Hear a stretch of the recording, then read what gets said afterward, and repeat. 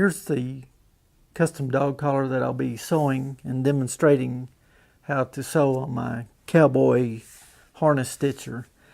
This particular machine will sew a thin double layer like what I'm fixing to sew, or thick saddle leather like a saddle skirt that would be like the sheepskin layer and then a filler and then the saddle skirting itself. 3 layers, or it works good for making knife sheaths or gun holsters where you have multiple layers. And the foot raises up, it has a foot lever here that I can raise this foot up about 1 inch, anywhere from just very thin to 1 inch. Right here is the lever for adjusting the stitch length. It's got a little screw right there that you turn and adjust it. It's a good idea every time before you sew something to have a piece of scrap leather and check your stitch length and make sure that the tension is right. That's one good thing about a machine like this, that you really don't have to adjust the tension every time. It's pretty consistent. It pulls it right in the center like it needs to be. And I've got a fresh blank bobbin here that this will actually wind this bobbin as I'm sewing. So the lever here, that's the reverse position and that's a forward position, and this little screw right here adjusts the stitch length, and that's the bobbin winder. And I've got polyester 346 white on my machine, and it sews real well with that. And this particular machine has a servo motor on it, and it takes a little bit of adjusting to get the speed where you want it when you get a new machine like this. And these bobbins are big enough that you can sew several pieces without having to change the bobbin.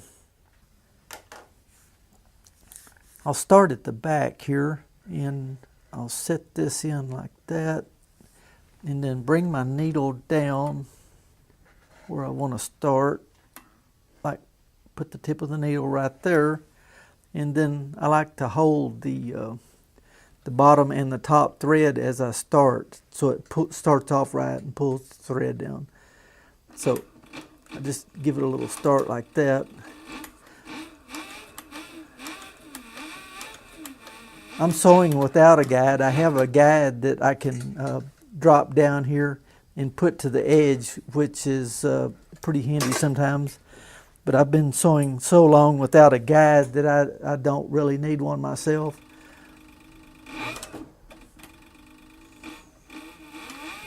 So here goes.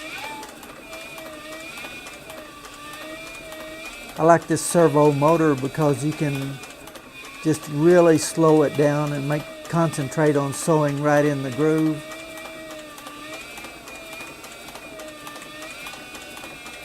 This got a closed toe foot on it.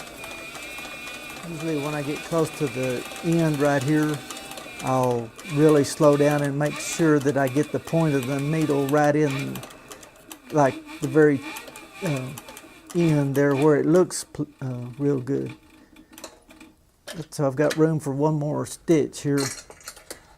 No, I don't actually. So I'll just I'll raise my foot up and turn that around now.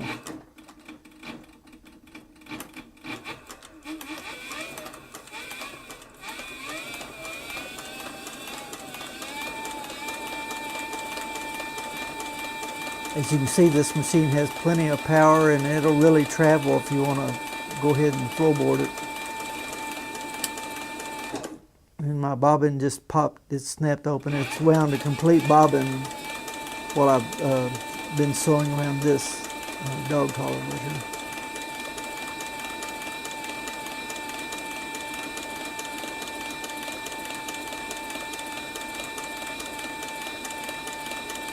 Okay, now I'm going to stop right here and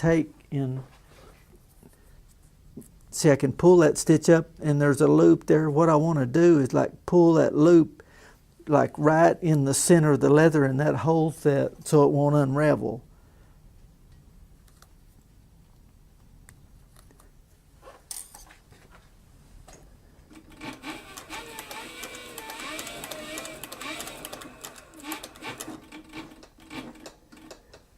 more stitch there, and then I'll raise my foot up. Yep, okay, I'll raise the foot up, turn it like that, and usually I overlap like 1 or 2 stitches.